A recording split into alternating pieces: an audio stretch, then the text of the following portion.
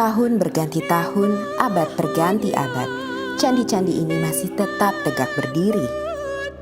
Di mata para penghikmat sejarah dan kebudayaan Jawa, candi-candi ini tak hanya menjadi pembawa kabar dari masa lalu tentang warisan peradaban tinggi. Candi-candi ini juga merupakan jejak pengetahuan tentang Jawa, baik yang terlihat maupun yang tak terlihat. Semua itu terangkum dalam sejarah cipta, karsa, rasa masyarakat Jawa. Kaliran wekasanipun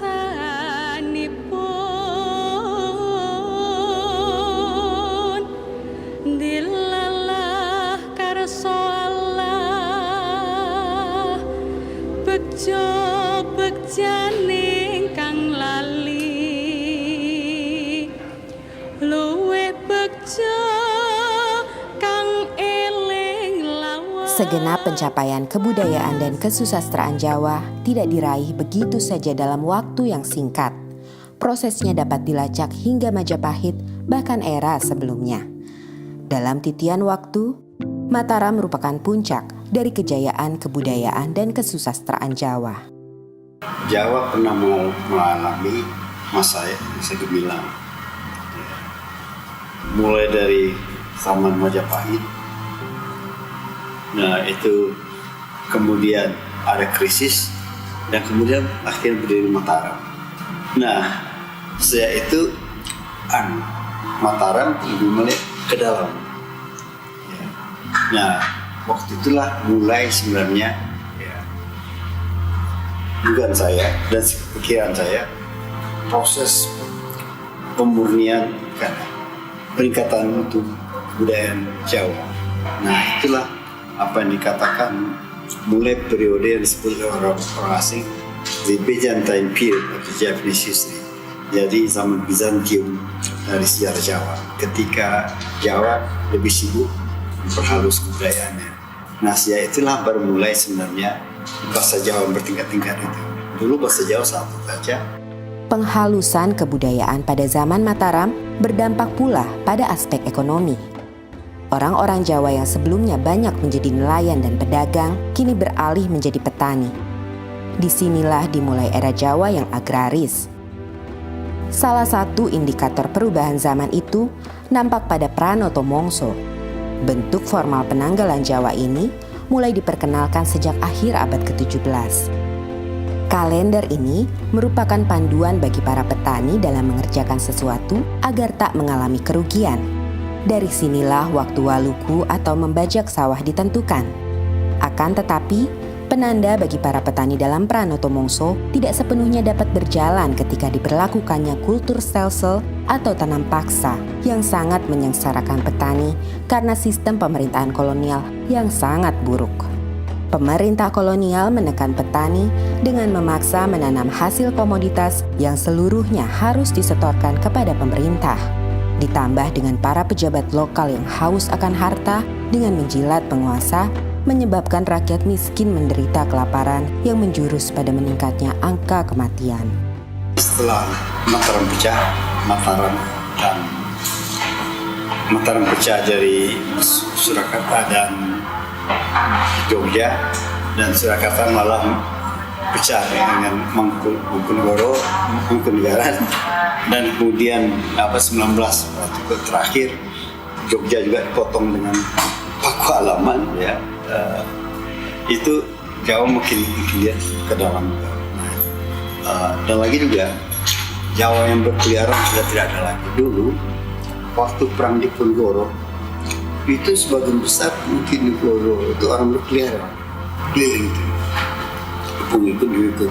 Kemudian setelah Belanda berkuasa, Jawa itu kan dikenakan kultur stelsel harus menetap. Memang pada pertengahan abad ke-19 terjadi perang yang begitu banyak ya. Tidak hanya di Jawa, di Sumatera Barat ada perang Patri, di Jawa Tengah, di Jawa lah. Itu ada perang Diponegoro. Dan juga ada gejolak yang luar biasa di Belanda juga ya, di dalam negeri. Sehingga hal tersebut ternyata menguras habis kekuatan ekonomi pemerintah Belanda. Gitu. Nah, untuk mengatasi itu semua, Belanda mempunyai satu program yaitu Kulturstelsel, yaitu sebetulnya semacam peraturan di bidang pertanian ya, dan kemudian bisa kita dipahami oleh beberapa ahli sebagai istilah tanam paksa. Memang Kulturstelsel itu diperuntukkan untuk mengembalikan kekuatan ekonomi Belanda yang pada saat Hindia Belanda yang pada saat itu memang betul-betul bankrupt, bangkrut mereka oleh karena kebutuhan-kebutuhan untuk mencukupi biaya perang mereka. Selama abad 19 di Jawa itu banyak sekali pemberontakan. Tidak hanya di Ponorogo, juga itu sudah perang itu. Ini pemberontakan desa. Itu sebagian besar dipimpin oleh para ulama desa. Jadi yang kira tidak hanya di Ponorogo itu perang besar, tapi sesudah itu masih hampir tiap tahun sampai akhir abad 19, sampai tahun 1900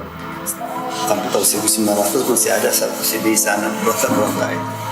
Nah, untuk mengatasi itu, untuk mengatasi adanya konflik-konflik dan memperkecil adanya perang terbuka antara pemerintah kolonial Belanda dengan para pribumi Jawa, maka dibentuklah satu lembaga yang dinamakan Het Instituut voor de Javaanstaal itu, sebagai lembaga yang bertujuan untuk mengurangi konflik. Yang kedua, memberikan bekal kepada para administrasi pada pegawai Belanda yang bekerja di Jawa. Nah, pemahaman dengan terhadap kebudayaan lokal yang baik itu diharapkan mampu mengurangi konflik. Itu sebenarnya tujuan awal daripada lembaga itu. Het Instituut voor de Javaanstaal te Surakarta yang didirikan di Surakarta pada 1832 oleh Johan Frederik Carl Greica adalah sebuah lembaga kebudayaan yang mempelajari sastra dan kebudayaan Jawa.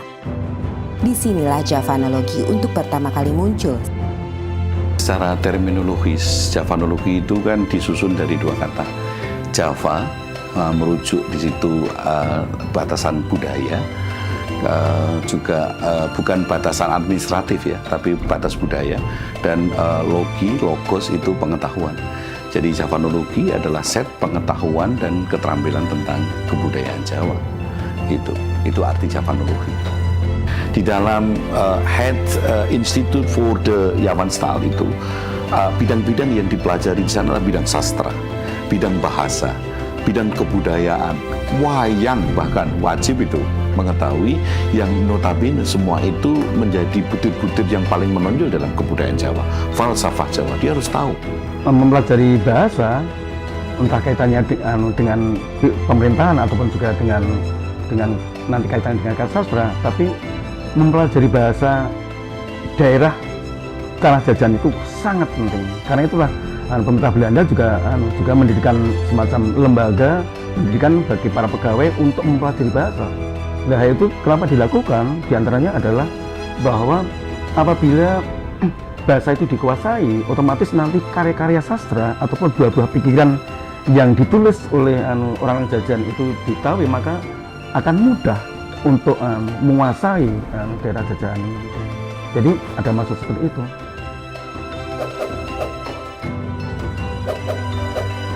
Di tengah meningkatnya popularitas Javanologi kala itu, seorang pujangga bernama Ronggo Warsito kerap menjadi rujukan para Javanolog karena pemahamannya dianggap mendalam terhadap kebudayaan dan kesusastraan Jawa, khususnya Jawa kuno.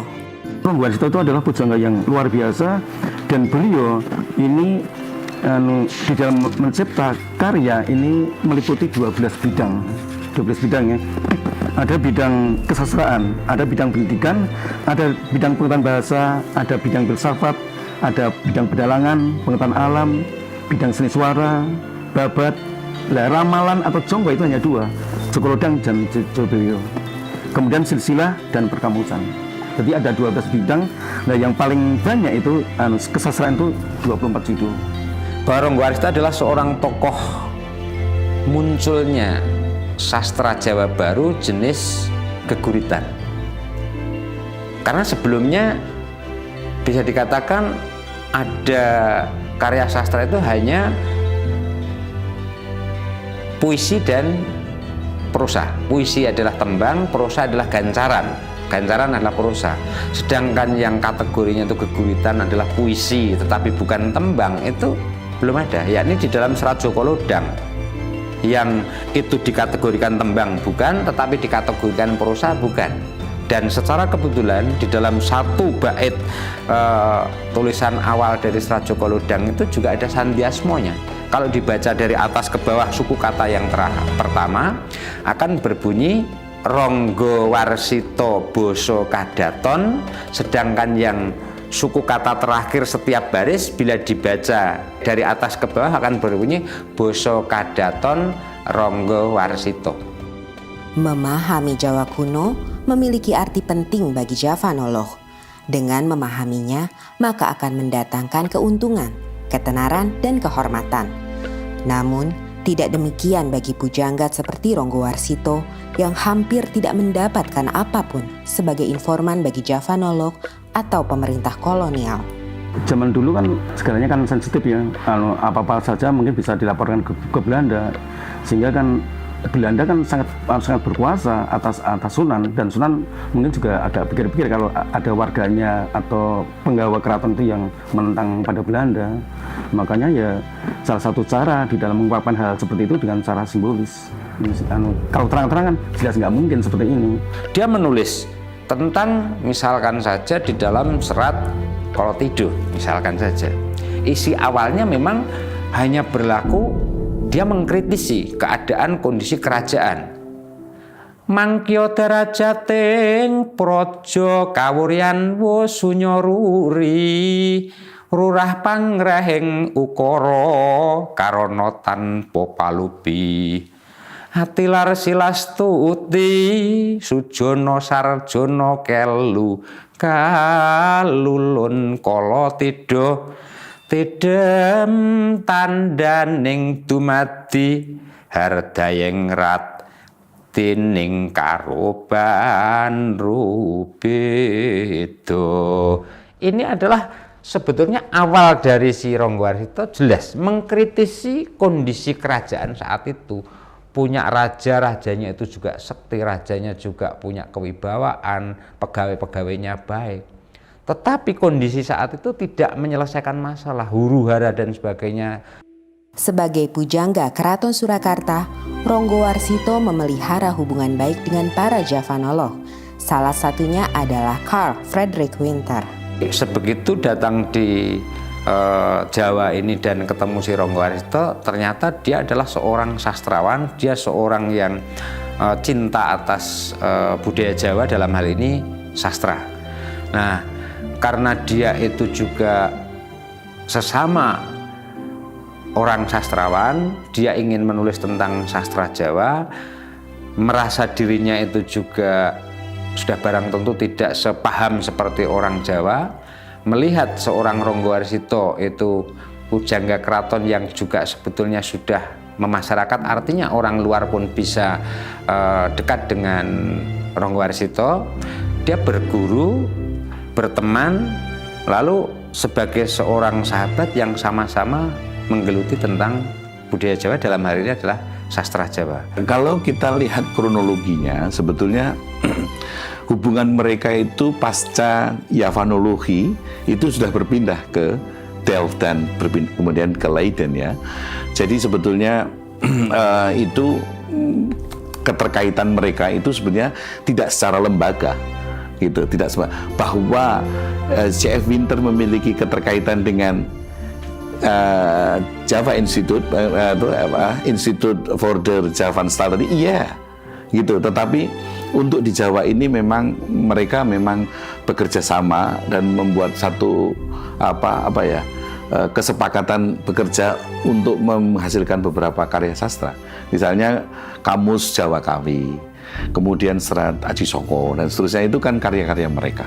Ada beberapa surat yang secara kebetulan kami ada data yang menunjukkan komunikasi antara Winter bertanya tentang sastra kepada si Ronggo Warsito, dan oleh Ronggo Warsito pun juga ada bukti menjawab atas pertanyaan-pertanyaan si Winter tadi. Di luar menjawab atas pertanyaan yang tadi datangnya dari Winter, itu juga disertai dengan kepentingan-kepentingan secara kebutuhan ekonomi bagi Ronggo Warsito. Ada permintaan dari Ronggo Warsito pinjam uang, istilahnya ngijon terlebih dahulu, ya, oleh karena kepentingan kekurangan secara ekonomis atau keluarganya ada yang sedang sakit, itu nanti mengajukan pinjam uang ke Winter, dan nanti cara mengembalikannya akan diperhitungkan dengan pekerjaan yang dilakukan oleh Ronggo Warsito atas permintaan dari Winter. Namun memang saya juga bisa menyampaikan pada akhirnya mereka ada kerenggangan itu kan. Ada banyak hal yang terkait dengan aspek politis ya. Aspek politis, mungkin situasi politis di Belanda pada waktu itu, dan beberapa hal yang memang sejak awal tidak diminati oleh Ronggo Warsito. Dalam esainya yang legendaris, Javanology and the Age of Ronggo Warsito, Kenji Tsuchiya menulis bahwa pujangga memainkan peran ganda ketika Javanologi Barat masuk. Di satu sisi sebagai sumber informasi bagi para Javanolog Eropa, sementara di sisi lain tetap sebagai orang yang memiliki pengetahuan esoteris mendalam, di mana pengalaman kebatinan Jawa menjadi sumber utamanya. Hal ini kerap dibaca sebagian kalangan sebagai suatu bentuk kontestasi paradigma. Walaupun materi kajiannya sama, tetapi paradigmanya berbeda, ia akan menghasilkan suatu analisa yang bisa berbeda. Dalam hal ini, paradigma orang-orang Jawa memiliki perbedaan dengan paradigma orang-orang Belanda. Kalau kita bicara paradigma, sebetulnya ada worldview di situ. Kemudian juga ada traditions, ada assumption. Nah, titik potong antara worldview, tradition, dan assumption, inilah paradigma ilmu Jawa. Kita mengetahui bahwa sebetulnya background Ronggo Warsito itu adalah budaya Jawa yang begitu organismik. Nah, sementara Winter, walaupun dia seorang turunan, seorang Indo, tetapi dia tetap darah-darah yang barat, pemikiran yang mekanistik itu cukup kuat. Sehingga kadang-kadang antara organismik dan mekanistik ini kadang-kadang terdapat perbenturan gitu. Saya melihatnya seperti itu. Desa Palar, Kecamatan Trucuk, Klaten menjadi tempat persemayaman terakhir Ronggo Warsito. Semasa hidupnya, ia sering mengunjungi desa ini yang menjadi tempat sanak familinya berada. Tidak hanya Ronggo Warsito, makam C.F. Winter juga berada di sini. Setelah pada 1984 makamnya dipindahkan dari kompleks pemakaman Belanda di Jebres, Surakarta atas izin Presiden Soeharto.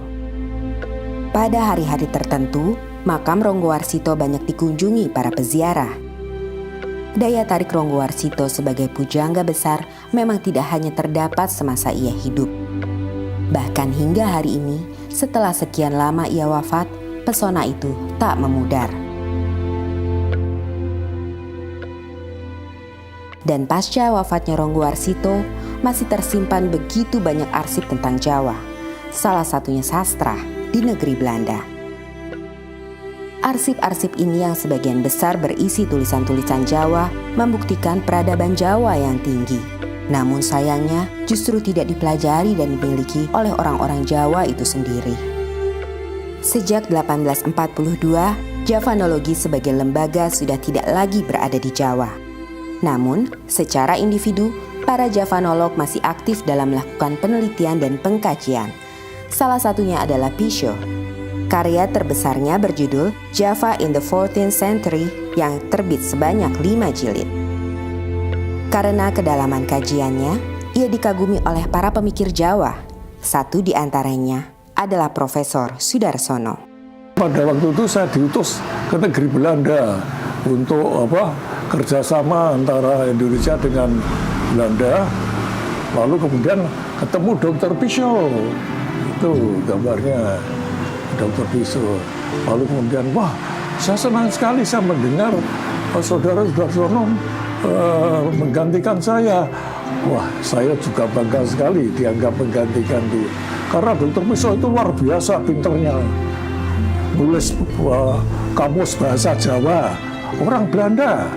Lalu menulis kebudayaan rakyat, lalu menulis, pokoknya banyak sekali tulisannya. Ya, lalu saya pulang, wah, rasanya lega sekali bisa ketemu orang yang paling saya kagumi itu, Dr. Pisho itu. Tahun 2011, di Universitas Negeri 11 Maret Surakarta, berdiri pula Institut Javanologi yang berada di bawah naungan Lembaga Penelitian dan Pengabdian Masyarakat. Institut Javanologi ini bergerak di bidang kajian budaya, bahasa, dan sastra Jawa. Akan tetapi, walaupun bernama Javanologi, namun orientasinya sangat berbeda dengan Javanologi yang dibuat di Belanda dan di Yogyakarta. Pada era Belanda, tujuannya sudah saya sampaikan tadi adalah memberikan bekal pengetahuan kepada para pegawai-pegawai Belanda, orang-orang Eropa untuk masuk ke Jawa. Nah, tetapi pada masa kemerdekaan, pasca kemerdekaan, Javanologi memang untuk menghimpun ilmu-ilmu lokal, local wisdom, ya, yang begitu banyak tersebar dan tercerai, itu mau dihimpun. Nah, sekarang di era kami itu Institut Javanologi tidak hanya menghimpun, yang sudah dihimpun itu dicoba untuk ada hilirisasi temuan-temuan pada saat itu. Misalnya begini, di dalam Centini bab 3 itu disebutkan bahwa seorang tokoh di situ dia menderita penyakit kelamin yang sudah tidak bisa disembuhkan, dan pada saat itu muncul tokoh lain, tokoh yang memberi obat. Kalau kamu pengen sembuh, maka kamu harus menyenggamai sapi betina yang sedang hamil. Kami yang membaca itu tentu tidak akan menyarankan seorang untuk itu kan. Nah, kita melihat sebenarnya ada apa di dalam sapi muda yang sedang hamil itu. Kami sudah mencoba membuat satu seminar dengan asosiasi dokter-dokter seksologi, dan mencoba untuk siapa tahu ini menjadi satu solusi penyakit-penyakit yang sekarang ini, AIDS misalnya. Jadi ini era kami ini sekarang adalah mencoba untuk membuat pembuktian, research dari beberapa temuan yang sudah dihasilkan pada saat itu. Javanologi yang dibuat di Belanda hingga didirikan oleh Universitas Negeri 11 Maret Surakarta hari ini memiliki peranannya masing-masing yang tidak bisa begitu saja diabaikan. Javanologi telah menghidupkan semangat masyarakat Jawa untuk ikut ambil bagian dalam membuat dunia yang lebih baik. Pemahaman antara ilmu dan ngilmu itu memang berbeda. Ilmu bisa diekstrakan, tetapi ngilmu itu bagaimana aplikasi, bagaimana itu memiliki manfaat bagi dunia yang lebih cantik, yang lebih harmonis.